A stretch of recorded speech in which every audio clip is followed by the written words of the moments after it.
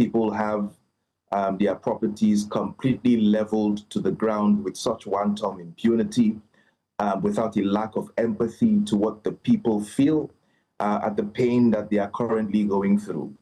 I must add that, the man you saw in the video who was addressing the press at the time was beaten to pulp yesterday. He was bleeding from head to toe by thugs who were sympathetic to the demolitions that were going on and who didn't want any kind of press presence to cover, the impunity that was ongoing yesterday. People were beaten. I particularly with, Mr. Rhodes Vival were tear gassed by, the policemen who were working alongside, LASPAC, who were conducting the demolitions, at the time.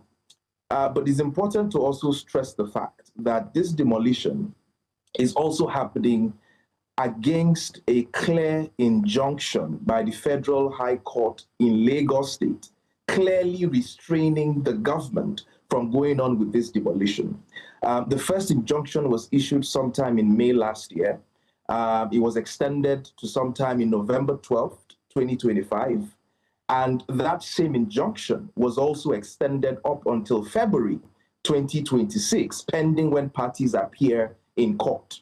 Now, you wonder why this level of brazenness and utter disregard for judicial decisions, especially by government that expects, the Nigerian people or Lagosians to abide by the rule of law, will flagrantly disregard such an order and go ahead to carry out demolitions where it is clearly stated by High Court that, such demolitions should be withheld until parties appear in court in February. So you ask yourself what the hurry is in the first instance, why February is so far for them to wait to appear in court and hear what the decisions or the outcome will be before they carry out these demolitions.